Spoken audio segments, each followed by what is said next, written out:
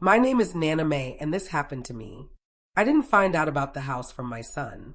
I found out from a bank notification. It was a simple alert. Transfer successful, $82,000. At first, I thought it was a mistake. I even refreshed the app, thinking maybe my eyes were tired. But the number didn't change. $82,000. That wasn't a grocery bill. That wasn't a medical emergency. That was almost everything I had left after retirement. 2 years ago, I gave Daniel access to my savings account. He insisted it was for emergencies.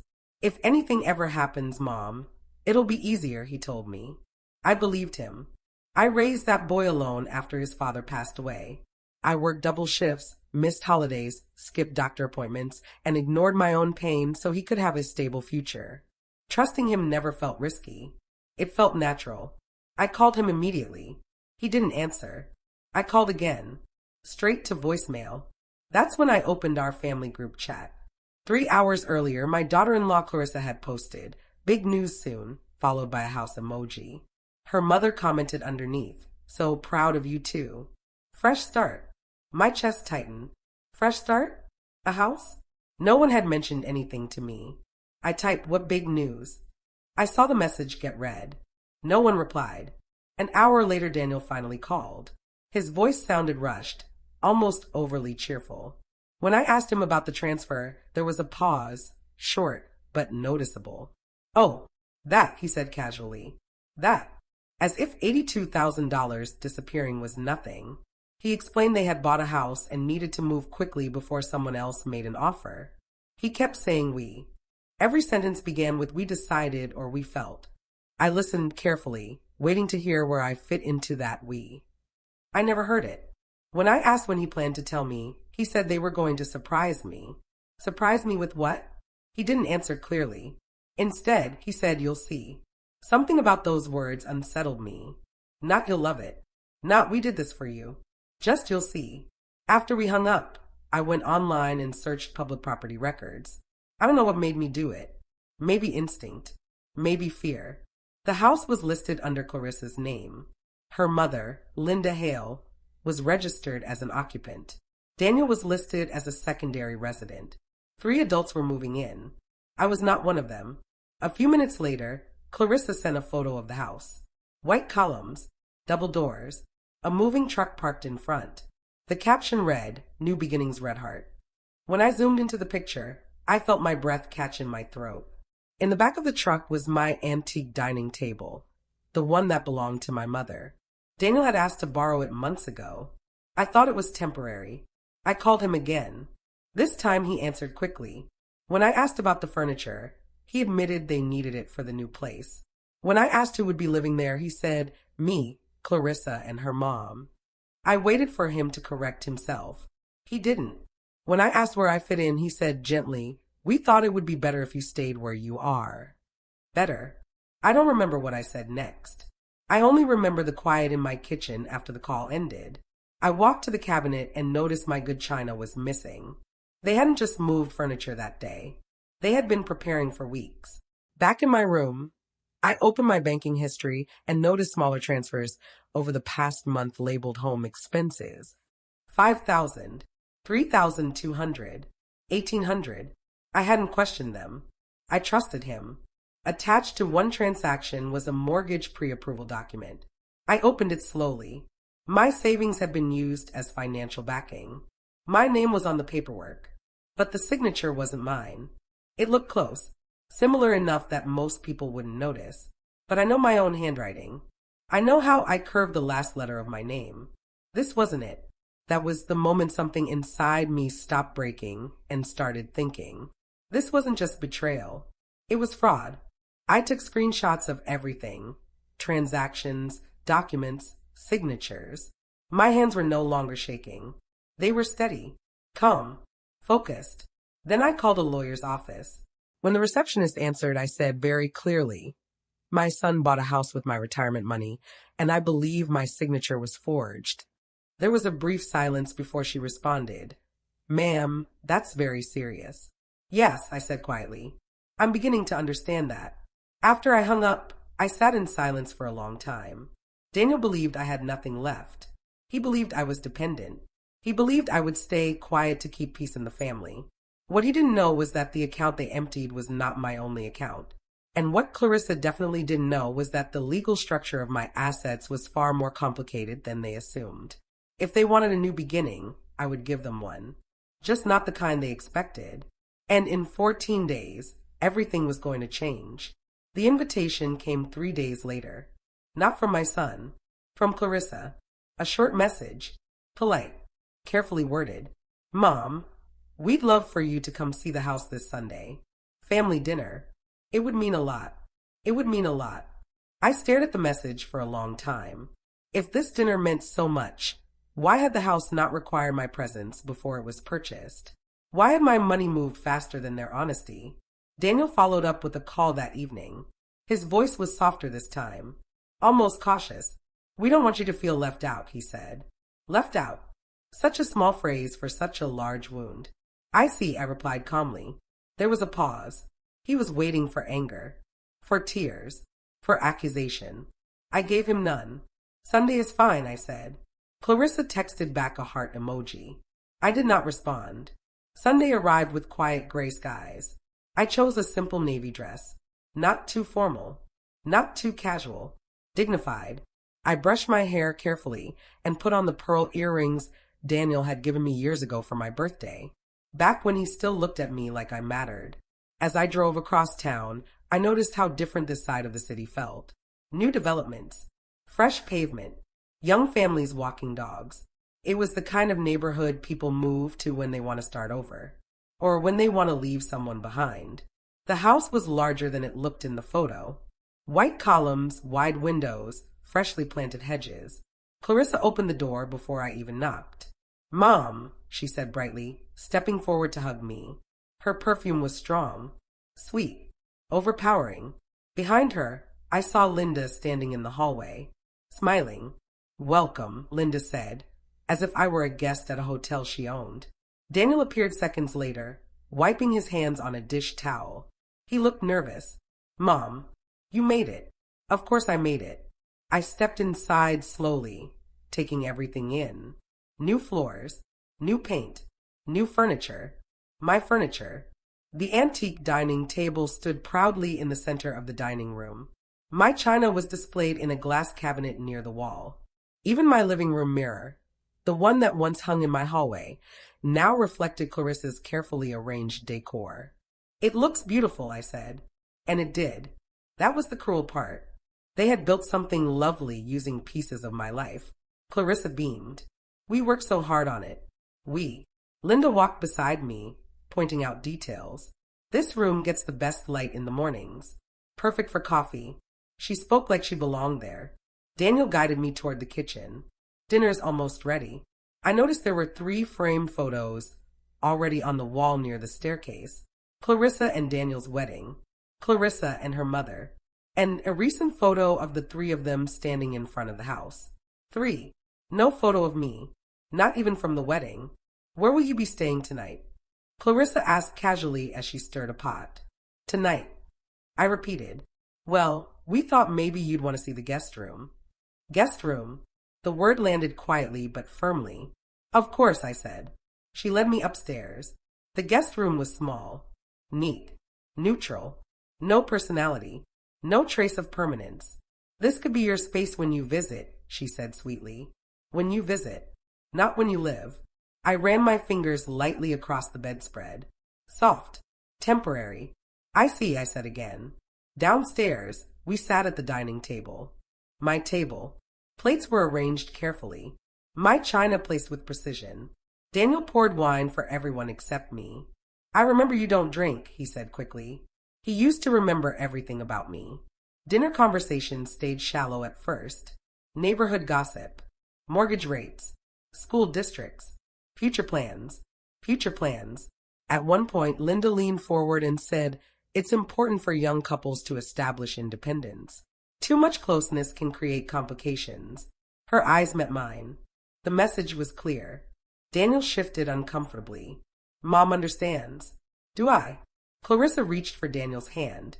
We just need space to grow as our own unit. Own unit. And where do I fit into that unit? I asked gently. Silence fell across the table. Clarissa forced a smile. You'll always be family. Always. Just elsewhere. Daniel cleared his throat. Mom, we thought it would be best if you stayed in your home. It's familiar. Comfortable. And this? I asked softly, gesturing around. What is this? Our future, he said. I nodded slowly. And my role in that future? Another pause. Clarissa spoke this time. We don't want financial stress to come between us. What's done is done. The house is purchased. There it was. Not apology. Finality. What's done is done. I folded my napkin neatly and placed it beside my plate. My voice remained calm. You're right, I said. What's done is done. Relief visibly washed over Daniel's face. Clarissa relaxed. Linda leaned back in satisfaction. They thought acceptance meant surrender. They were wrong. As dinner ended, Daniel walked me to the door. I'm glad you came, he said quietly. Me too, I replied. He hesitated. We'll make this work. Yes, I said softly. We will. I stepped outside into the cool evening air. Before getting into my car, I looked back at the house one more time. Lights glowing warmly, shadows moving behind curtains. They looked settled, secure, certain. But earlier that afternoon, I had received a call from the lawyer, and what she told me changed everything. Because the mortgage approval using my forged signature wasn't legally binding, which meant the bank had grounds to freeze the transaction. And once an investigation began, occupancy didn't matter. I started my car slowly. They wanted independence. They wanted space. They wanted a fresh start. They just didn't realize it would begin with a notice taped to their front door. The call from the lawyer came Monday morning at exactly 9:12 a.m. I remember the time because I had not slept. I had spent most of the night staring at my ceiling, replaying every conversation, every pause, every word Daniel had chosen carefully. When my phone rang, I answered before the second ring. Mrs. May, the lawyer said calmly, we reviewed the documents you sent. The signature does not match your verified records. We've also confirmed you were not physically present during the digital authorization. This constitutes probable fraud. Probable fraud. Hearing the words spoken aloud made everything feel heavier and clearer. What happens now? I asked. We've contacted the bank's fraud department. They are placing a temporary freeze on the mortgage pending investigation. An official notice will be delivered to the property within 48 hours. Delivered to the property. I imagine the white columns, the polished door, Clarissa arranging flowers in the entryway. Will they be notified first? I asked. No, she replied evenly. The notice goes directly to the residence tied to the transaction. I thanked her and ended the call. For a long moment, I simply sat there. I didn't feel triumphant. I didn't feel vindictive. I felt steady. They had assumed I would cry and accept. Instead, I documented and acted. Wednesday afternoon, my phone buzzed again. This time it was Daniel. He never called midweek. I let it ring once, twice. Then I answered. Mom, he said sharply, skipping any greeting. What did you do? I kept my voice calm. What do you mean? There's a notice on the door from the bank. They're freezing the mortgage. They're saying there's a fraud investigation. I allowed a small pause. Yes, I said. There is. Silence. Then, why would you do this? The question settled between us like something fragile and absurd. Why would I report a forged signature? I asked gently. It wasn't forged, he said quickly. Too quickly. You gave me access. I gave you access to help me, not to become me. He exhaled hard into the phone. I could hear Clarissa in the background, her voice tense and rapid. This is humiliating, he said. The neighbors saw the notice. Humiliating. The words circled in my mind. Was it humiliating to have a legal document taped to your door? Or was it humiliating to sit at a dinner table and realize you had been erased from your own family? I'm sorry you feel embarrassed, I replied evenly. Feel embarrassed? Mom, they're questioning the entire loan. If this falls through, we could lose the house. Lose the house.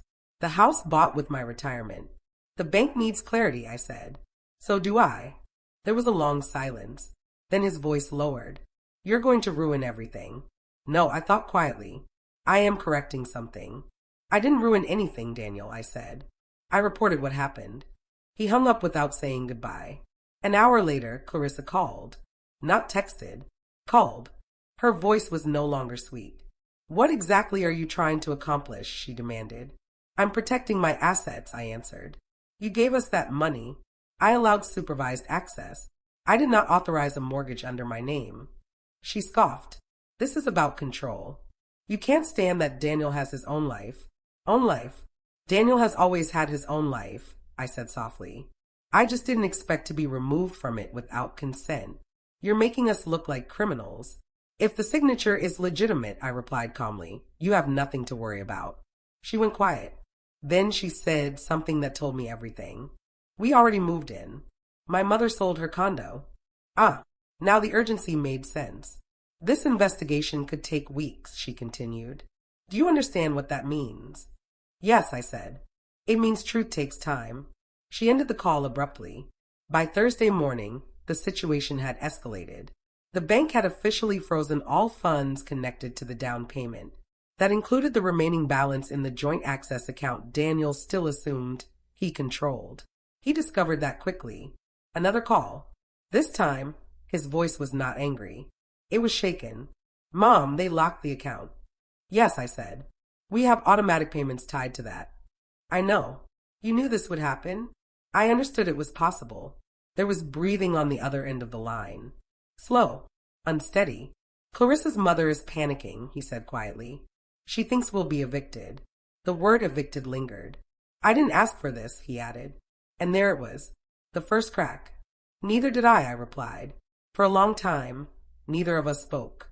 Then he asked something that shifted everything. Are you trying to take the house? The question was small, almost fearful. No, I said truthfully. I'm trying to understand why my name was used without my permission. Another silence. When he finally spoke, his voice was lower than I had ever heard it. It was just paperwork, he muttered. The broker said it would be easier. Easier? Did you watch her sign my name? I asked quietly. He didn't answer. And in that silence, I heard the truth. That evening, something unexpected happened. I received an email from the bank's legal department requesting an in-person verification of my signature. The meeting was scheduled for Friday morning, but attached to that email was something else. A copy of the full mortgage application file. Not just the signature page, the entire file. And buried on page 17 was a clause Daniel and Clarissa clearly hadn't read carefully.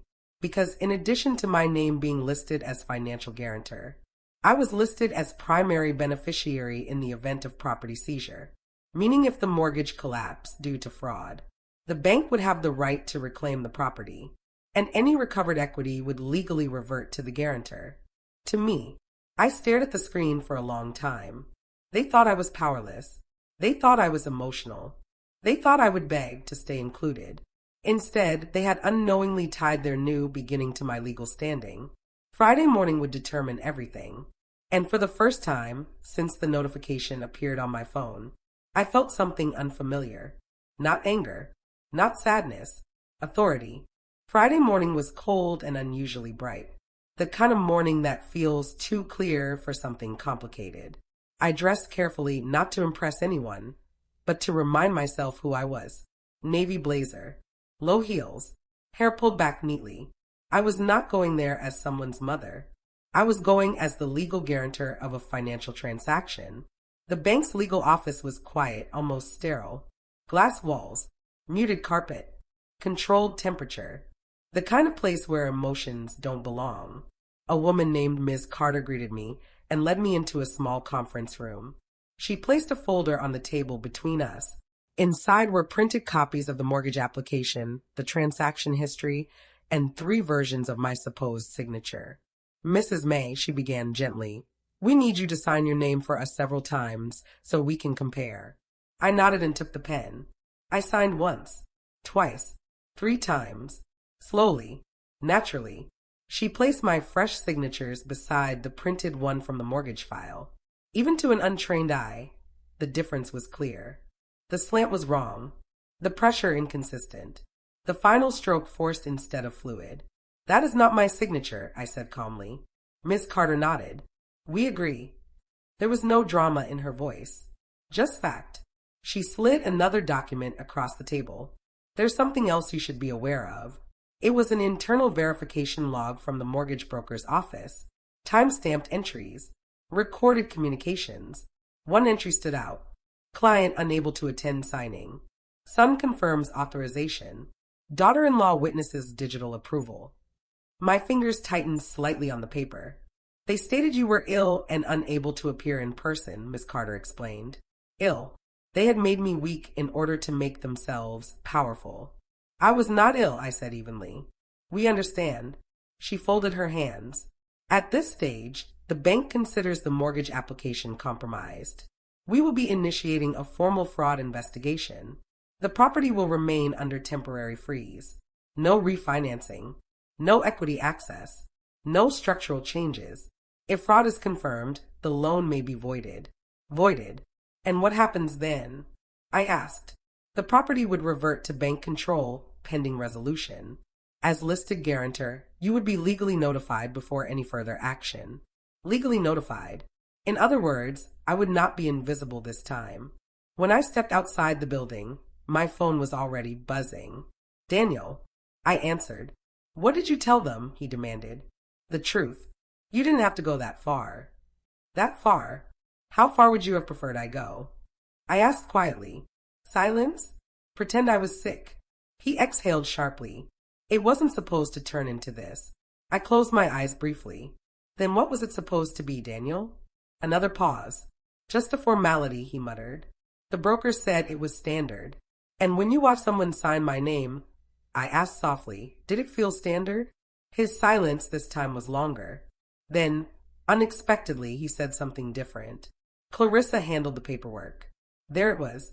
Not denial. Distance. She said it was fine, he added quickly. She said since it's family, it's not really fraud. Family. The word felt heavy. Family does not erase legality, I replied. She's furious, he said. Her mom is blaming you for everything. I almost smiled. Of course she was. Daniel, I said gently. Did you read the full mortgage agreement?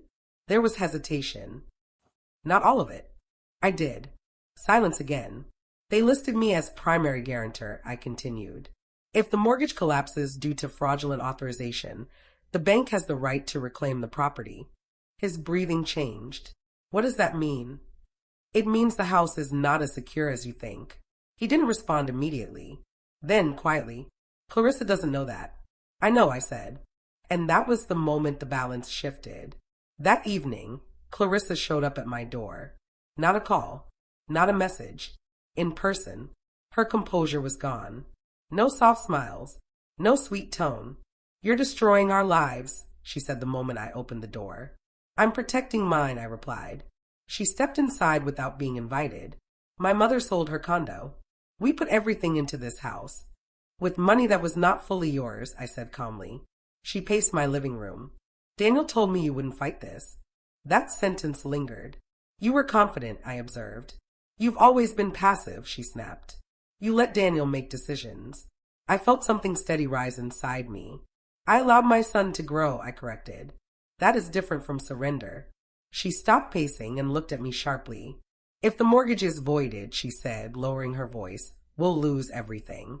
Not everything, I replied. You'll lose something built on a lie. Her jaw tightened. You're enjoying this.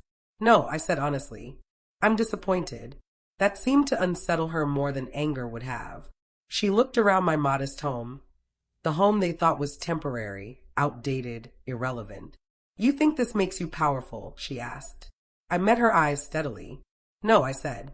It makes me visible. For a moment, neither of us spoke. Then she asked the question I had been waiting for. What do you want? Not apology. Not reconciliation. Terms. I folded my hands calmly in front of me. I want acknowledgement, I said. I want the truth documented. And I want legal correction. And if we refuse? I held her gaze. You won't be refusing me, I said quietly. You'll be refusing the bank. Her confidence faltered slightly. As she turned to leave, she paused at the door. You're going to lose your son over this. I felt the sting of that. Of course I did. But I did not look away. If my son is lost because I asked for honesty, I replied softly. Then he was already gone. She left without another word. An hour later, Daniel called again. His voice was different this time. Not angry, not defensive, afraid. Mom, there's something you don't know. I remained silent. He swallowed audibly. The down payment wasn't the only thing tied to your account. My hand tightened slightly around the phone. What else did you use? I asked calmly. Another pause. Then, almost in a whisper, your house. And in that moment, I realized this wasn't just about a forged signature. It was about collateral. The next morning, the house felt different. Not peaceful, not loud, just heavy, like the walls themselves had heard everything and were holding their breath. I stood in the kitchen stirring my tea, but my hands were shaking. I had not slept. Every time I closed my eyes, I saw that message again. The one my daughter-in-law thought I would never see. She won't last long. Once she's gone, everything will finally be ours. Ours, not family, not love, just property, just money, just inheritance. After 38 years of building this home with my late husband brick by brick, sacrifice by sacrifice, I had become an obstacle. My son avoided my eyes at breakfast. He scrolled on his phone, pretending nothing had happened. My grandson, sweet innocent child, smiled at me and asked, Nana, why are you sad? I forced a smile so tight it hurt my cheeks. I'm not sad, Beta. But children always know. They feel truth the way adults feel fear. By noon, I made a decision. Not out of anger. Not out of revenge. But out of clarity. I called my lawyer. My voice was calm, calmer than I felt. I want to change my will. There was silence on the other end. He knew this family for years. He knew what this house meant. Are you sure? He asked softly.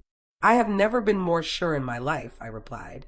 That evening, I gathered everyone in the living room. The same room where we once celebrated birthdays, anniversaries, exam results. The same room where my husband took his last breath. My daughter-in-law looked irritated. My son looked nervous. I sat straight, folded my trembling hands in my lap, and said, I heard everything. The air froze. No one moved. No one breathed. I worked my whole life so my children would never feel hunger, never feel shame, I continued. But I will not spend my last years feeling unwanted in my own house. My son tried to interrupt. Amy, you're misunderstanding. I raised my hand. For the first time in his life, he stopped speaking because I asked him to. I have changed my will, I said quietly. This house will be donated to a women's shelter after my death. The savings will go into a trust for my grandson's education. You will get what you have earned through love. Nothing more. My daughter-in-law's face turned pale. My son looked like a little boy again, shocked, small, exposed. Emmy, why would you do this to us? He whispered.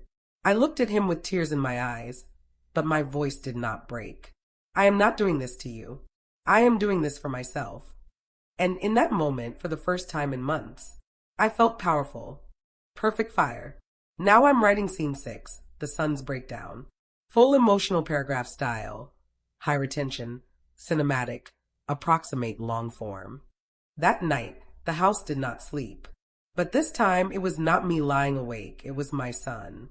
I could hear his footsteps pacing across his bedroom floor long after midnight. The same boy who once ran to me after every nightmare was now walking circles around the consequences of his own choices. I did not go to him. Some lessons require silence. Around 2 a.m., there was a soft knock on my door. Not confident, not demanding, just hesitant. Amy, his voice cracked before he even finished the word. I stayed quiet for a moment, staring at the ceiling, remembering the first time he said that word as a toddler. How proud I felt. How blessed. Come in, I finally said. He stepped inside slowly, like a stranger entering someone else's home. His hair was messy, his eyes red. Not from sleep, but from something heavier. Guilt. Fear. Maybe both. He sat at the edge of my bed, but did not look at me. For a few seconds, the only sound in the room was the ticking of the old wall clock. The one his father had bought 25 years ago when money was tight, but hope was rich. Did you really change the will? He asked quietly. Yes, I replied. Silence again. Thick. Uncomfortable. Why didn't you talk to me first? His voice carried hurt, but also accusation, as if I had betrayed him. I turned toward him slowly. Would you have listened? That question hit him harder than any slap could. His jaw tightened. He opened his mouth to answer, but nothing came out. Because we both knew the truth. Amy, it's not what you think, he said finally, running his hands through his hair. You know how expensive everything is now. School fees, bills, responsibilities. I was just worried about the future. I studied his face carefully. This was the same face I had kissed when he had fever. The same face I had watched sleep peacefully after long days at school. But tonight I saw something else, calculation mixed with desperation. Worried about your future, I repeated softly. Or impatient for mine to end? His head snapped up. How can you say that? Because I read the message, I replied, my voice steady but my heart trembling. His breathing became uneven. He stood up suddenly and began pacing. She didn't mean it like that, he said quickly. People say things when they're stressed. It doesn't mean we want you gone. I remained calm. Then why did I feel unwanted in my own house? That question broke something inside him. His shoulders dropped. The confident tone disappeared. He looked small again. Not like a grown man, but like the boy who once hid behind me when guests visited. I never meant to hurt you, he whispered. But you did, I said gently. Not cruelly, just truthfully. He sat down again, this time on the floor beside my bed, like he used to during thunderstorms. Emmy, I've been under so much pressure. You don't understand how hard it is to manage everything. My wife keeps reminding me that we need security, that we can't depend on my salary forever, that the house is our only stability. I asked softly. He hesitated. That hesitation was louder than any confession. I worked my entire life for stability, I continued. I skipped buying new clothes so you could attend private school. I sold my gold bangles when your father's business failed. I stayed awake nights sewing clothes for neighbors to pay your university fees. And now the house is your stability? Tears formed in his eyes, but this time they were not manipulative. They were real. I forgot, he admitted. You didn't forget, I corrected. You stopped valuing. He covered his face with his hands. For the first time in years, I saw him cry, not out of frustration, not out of anger, but out of shame. I feel like I'm failing as a husband, as a father, he said between breaths. Everywhere I look, other people are buying new cars, moving into bigger homes. I feel behind. I feel small. And when I look at this house, I see opportunity. I see relief. And when you look at me, I asked quietly. He lowered his hand slowly. His eyes met mine, raw, exposed. I see my mother, he said. Then treat me like one. That sentence changed the air in the room. He moved closer and rested his head on the side of my bed, just like he used to as a child. Please don't take everything away, he begged. It will destroy our family. I placed my hand gently on his hair. No, Beta. Greed destroys families. Boundaries protect them. He stayed there for a long time. Neither of us spoke. The clock kept ticking, measuring the distance between who we were and who we had become. Finally, he whispered, "What do I have to do to fix this?" That was the moment I had been waiting for. Not apology, not tears, accountability. You start by choosing respect over pressure, I said. You start by remembering that I am not an obstacle. I am your mother. And you start by protecting this home with love, not by calculating its worth. He nodded slowly, but deep inside me I knew something he didn't. This was only the beginning, because outside my door in the dark hallway, someone else had heard everything. And she was not crying. Perfect fire. Now I'm writing scene 7, the daughter-in-law's hidden plan. Long form, psychological tension, emotional intensity, paragraph shape. She did not cry that night. While my son sat beside my bed trying to rebuild a bridge he had helped burn, his wife stood in the hallway, silent, still listening. The darkness around her was thick, but not as thick as the thoughts forming in her mind. When she quietly returned to her bedroom, she did not wake her husband. She did not argue. She did not confront. She simply picked up her phone, and she started planning. For years, she had felt like an outsider in this house. That was the story she told herself. The devoted wife who sacrificed her own dreams. The modern woman trapped in old traditions. The daughter-in-law constantly judged by invisible standards. But somewhere between insecurity and ambition, that narrative had shifted. It was no longer about belonging. It was about ownership. The next morning, she was unusually calm. Too calm. She made breakfast without being asked. She smiled at me across the table. She even poured tea into my cup with careful politeness. "Amy, you didn't sleep well, did you?" she asked softly. Her voice was sweet, almost fragile. If someone had walked in at that moment, they would have seen a caring daughter-in-law concerned about her elder. "I slept enough," I replied, watching her carefully. My son looked between us like a referee in a silent war. Throughout the day, she moved around the house with calculated gentleness. She cleaned the living room. She folded my laundry. She even sat beside me in the afternoon and asked about my late husband, something she had not done in years. "Tell me about how you built this house," she said. Her tone was curious, but her eyes were measuring. I told her pieces of the story. Not everything. Just enough. She nodded thoughtfully, absorbing every detail like someone studying a blueprint. That evening, she left the house alone, something she rarely did without informing us. When my son asked where she was going, she smiled. Just meeting a friend. But she wasn't meeting a friend. She was meeting a property consultant. Not to sell the house. She knew she couldn't. Not anymore. But to understand something else. Legal influence. Technical loopholes. Medical vulnerability. When she returned, she was even calmer than before. And that was when I knew. Peace does not arrive that quickly after disappointment. Something else was growing. 2 days later, she began phase 1. Concern. "Amy, you've been forgetting small things lately," she said casually while helping me organize kitchen cabinets. "I have," I replied. "Yes, yesterday you left the stove on for a few seconds." I knew that wasn't true, but I did not argue. Later that afternoon, she repeated the same comment in front of my son. "Maybe we should get Amy checked," she said gently, "just to be safe." Safe. The most dangerous word in a manipulator's vocabulary. My son looked worried. "Amy, have you been feeling okay?" "I feel fine," I answered calmly. But a seed had been planted. The next week, she escalated subtly. She would misplace small items, her keys, her scarf, even some documents, and later find them in places I had recently been. "Oh, maybe Amy moved them by mistake," she would say lightly, never accusing, just suggesting. Doubt began spreading like invisible smoke. Even I started questioning small things. Had I moved that file? Had I touched that drawer? Gaslighting does not shout. It whispers. One evening, I overheard her on the phone.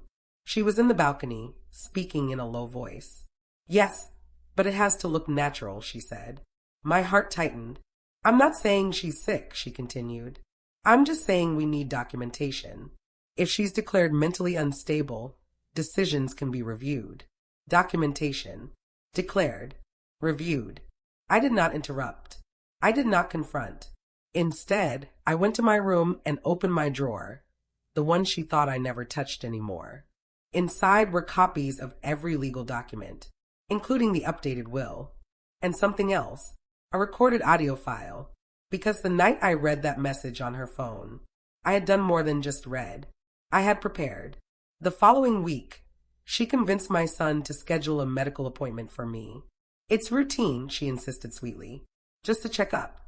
I agreed without resistance. That surprised her. At the clinic, she answered most of the doctor's questions before I could. She forgets things. She gets confused sometimes. She seems emotionally unstable. The doctor looked at me carefully. "Do you feel confused, madam?" I smiled gently. "No, doctor. But I do feel observed." My daughter-in-law stiffened slightly. The doctor ran standard cognitive tests, memory exercises, logical reasoning, awareness questions. I answered every single one clearly, flawlessly. The doctor removed his glasses and looked at my son. "Your mother's cognitive function is strong, very strong for her age. There is no sign of mental instability." The air in the room shifted. For the first time, my daughter-in-law's composure cracked. Just a little. That evening at home, her tone changed. No more sweetness. No more softness. You embarrass me, she said quietly in the kitchen while my son was upstairs. I answered honestly, I replied. You think you're smarter than everyone, she whispered sharply. But you don't understand how this world works anymore. And you think you do? I asked calmly. She stepped closer. You changed the will. Fine. But don't think that's the end. There it was, not hidden anymore. A challenge. I looked at her steadily. Are you threatening me? She smiled, not warmly, not kindly. Just cold. I'm protecting my family. No, I said softly. You're protecting control. For a moment, something flashed in her eyes, fear mixed with anger. Because manipulators do not like being seen. That night, she slept peacefully. But not because she had won. Because she had moved to phase 2. And phase 2 would not involve doctors. It would involve an accident. The accident happened on a Thursday. Thursdays used to be peaceful in this house.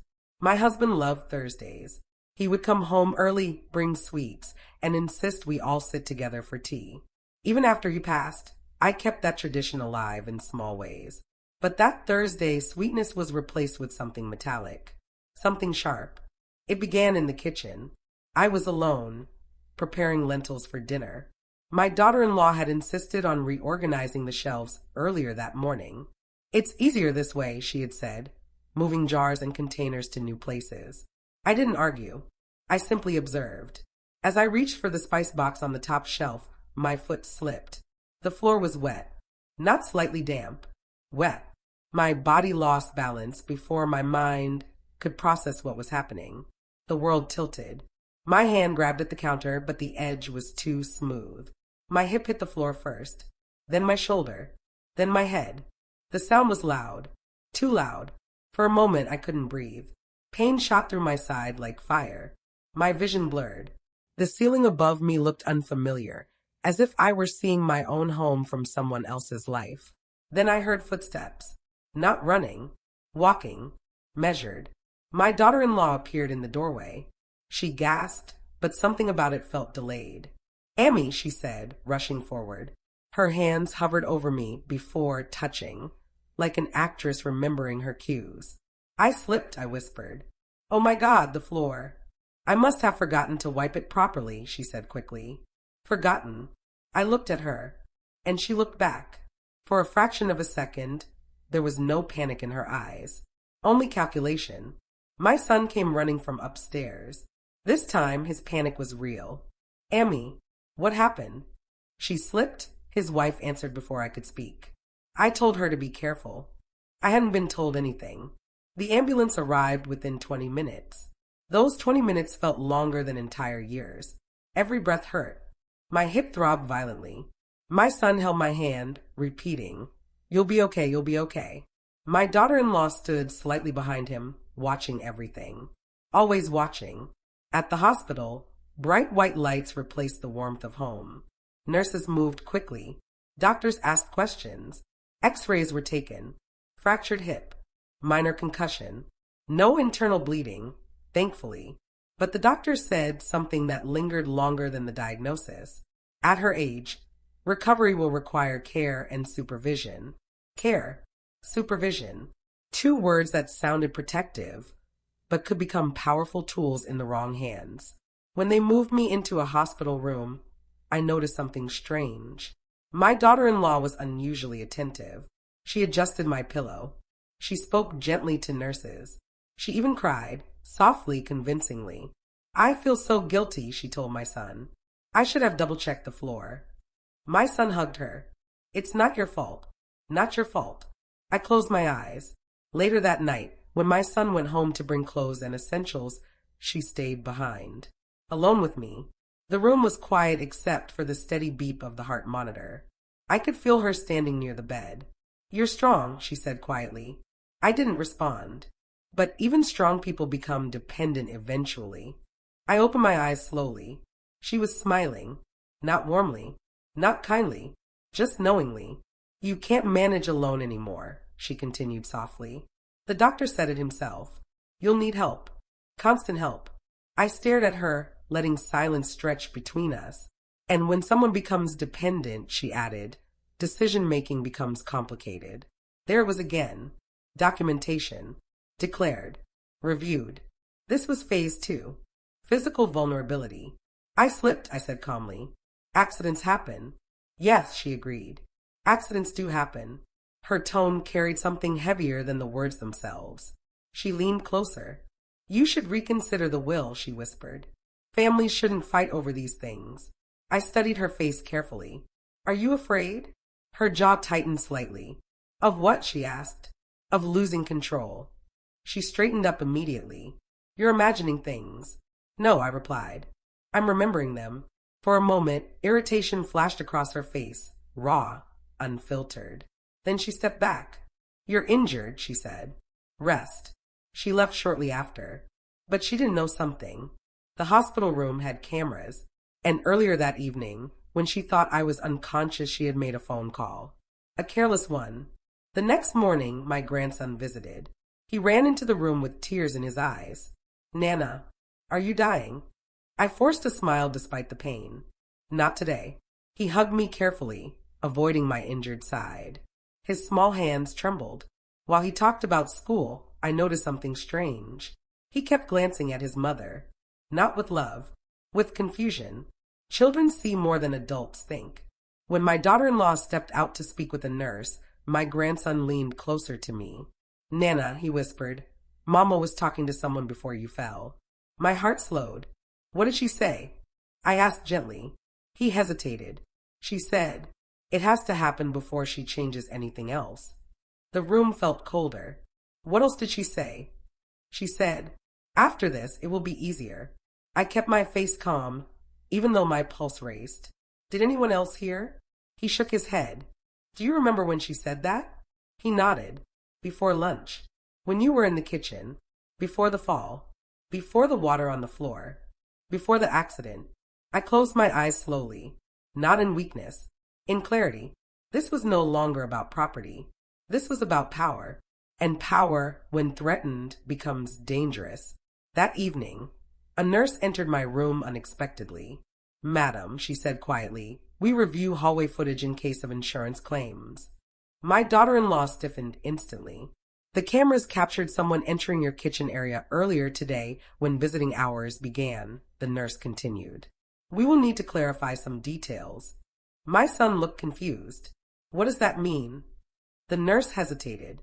It appears the floor was mopped shortly before the incident. Silence exploded in the room. My daughter-in-law spoke quickly. I cleaned earlier. I told you that. Yes, the nurse replied calmly. But the footage shows you pouring additional water after cleaning. The air disappeared. My son turned slowly toward his wife. What? He whispered. Her face drained of color. It's not what it looks like, she said quickly. I was just. Just what? He demanded. For the first time since this war began, she had no script. No sweetness. No performance. Just exposure. I lay in that hospital bed, pain radiating through my body. But something else filled me too.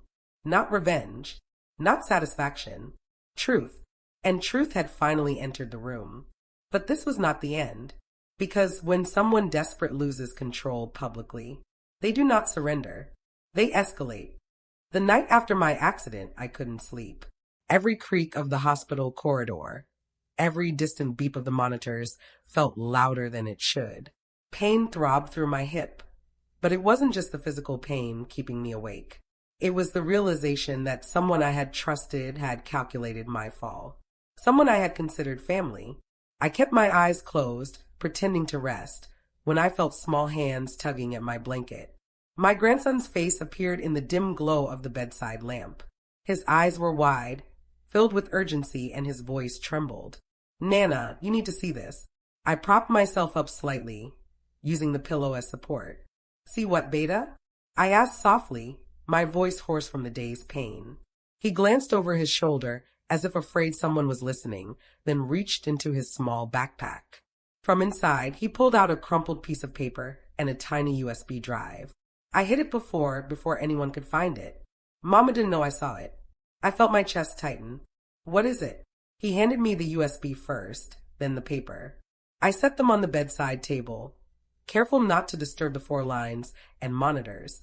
The paper had scribbled notes, messy handwriting, as if someone had written in a hurry. There were names, times, and locations. Some words were underlined multiple times. Before she changes anything else, easier, control. My stomach sank. Every phrase matched what my grandson had overheard from his mother. The plot was more extensive than I had feared. You need to plug it in, he whispered. I saved everything on this. All the messages. The voice notes she's planning more. I looked at him. Beta, this is dangerous. Are you sure you want to do this? He shook his head, determination glinting through his tears. I have to. I don't want anyone else to get hurt, especially you.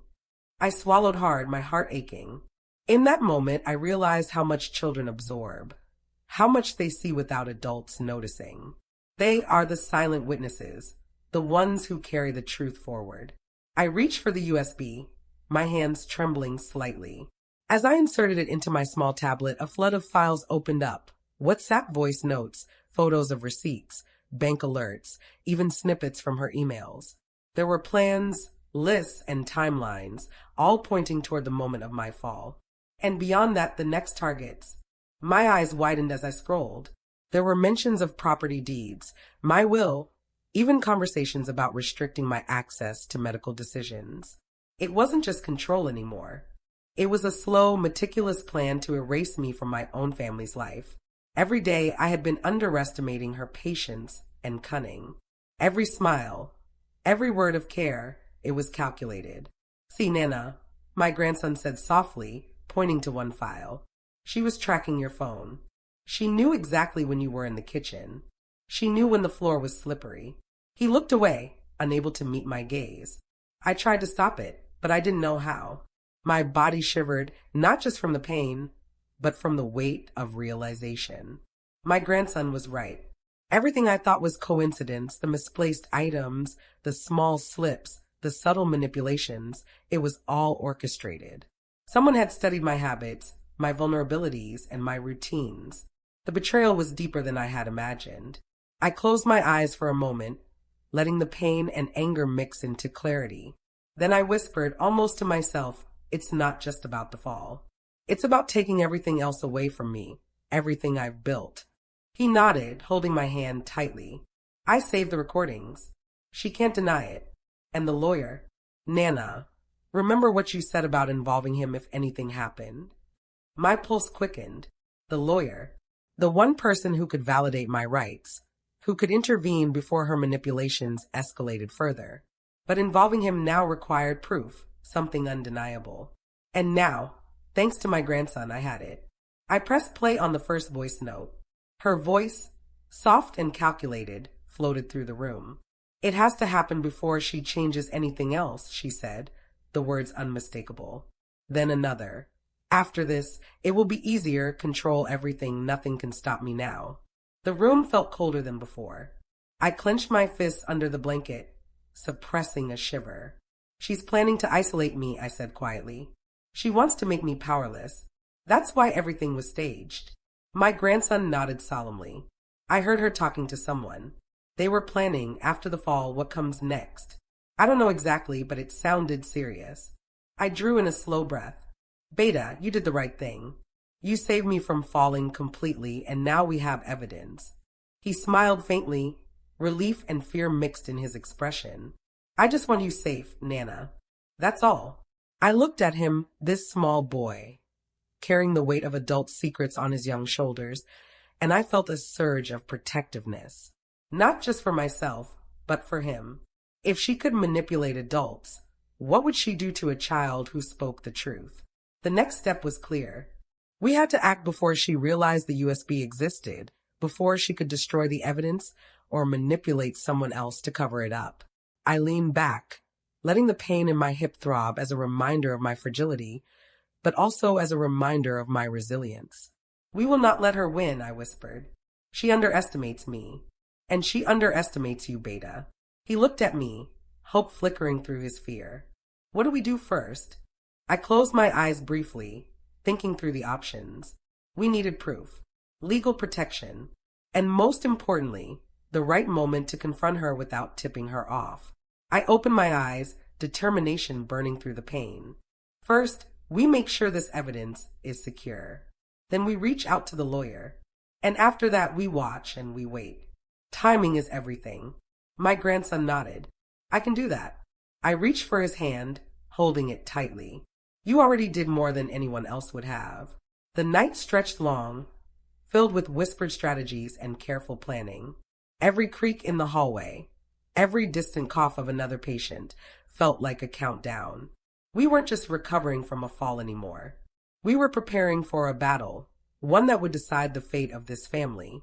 As I lay back, eyes scanning the USB files again, I realized something terrifying and liberating at the same time. Knowledge is power. And for the first time since her plan began, the power was shifting. But there was one more complication. The evidence was strong, but it could backfire if handled incorrectly. And she was clever. Too clever to make mistakes for long. I closed my eyes again, letting the pain thrum through my body. Every beat, every pang, reminded me this was just the beginning. And tomorrow would be the real test. The question lingered, unspoken but heavy. Would we have the strength to expose her before she struck again? Perfect. Fire Here's Scene 10, the confrontation and power reversal. 1,200 plus words. Paragraph style, cinematic, emotional, high retention storytelling. The morning sunlight felt harsh against my closed eyelids, almost as if it was mocking the night's revelations. I sat up slowly, feeling the ache of my hip, but also a new energy burning inside me. The USB, the evidence, was safe, hidden in my bedside drawer, and my grandson had memorized every key detail. We were ready, or at least I hoped we were. I called the lawyer first. His voice, calm and measured, was a relief against the storm of emotions swirling in my chest. Nana, I trust you've saved everything, he said. No detail omitted? I have. Every message, every plan. Even recordings of conversations she thought I'd never hear, I replied. Good. Come to my office. Bring your grandson. This is bigger than a simple family dispute. It's orchestrated manipulation, possibly criminal. We need strategy, timing, and proof beyond doubt. I hung up and turned to my grandson, who had been quietly observing, his small hands fidgeting nervously. We're going to face her today, I whispered, trying to keep my voice steady. He nodded, swallowing hard. When we arrived at the lawyer's office, the tension was almost unbearable. Papers were spread across the desk, the tablet with the USB connected and displaying the files. The lawyer, a sharp-eyed man who had seen far too many family betrayals, scanned everything meticulously. This is damning, and yet, handled incorrectly, it could spiral against you. Timing, Nana, is everything. You must control the narrative. You must maintain calm while letting the truth speak for itself. I took a deep breath. I'm ready. I can't let her manipulate us anymore. He nodded, then smiled faintly. Exactly. That's the first power reversal, confidence. You are no longer reacting. You are orchestrating. We left the office and returned home, hearts pounding. I knew she would be in her study, checking her phone, likely confident that her plan was still airtight.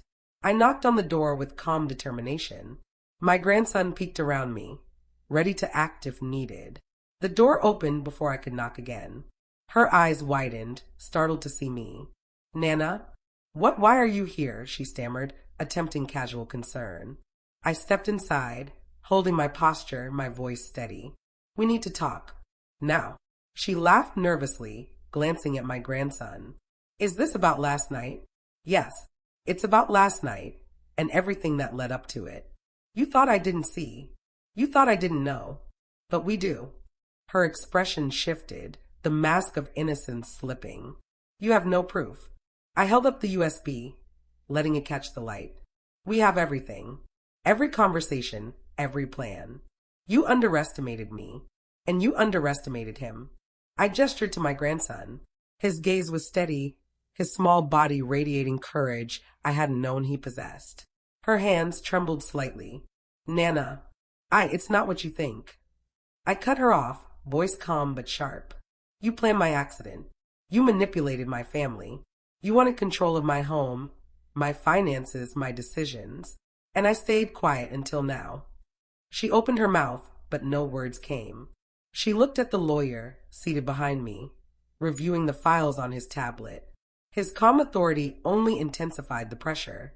You were clever, I continued, pacing slowly. Too clever by half. You thought I'd be weak. You thought my grandson wouldn't notice. But we've documented every step. Tears began to form in her eyes. Panic flickered across her face. Nana, please, we can... No, the time for explanations is over, I said, my voice steady but unyielding. You will undo the changes you made. You will restore access to my finances, my property, and my rights. And if you do not, well, the law will decide. Her shoulders slumped.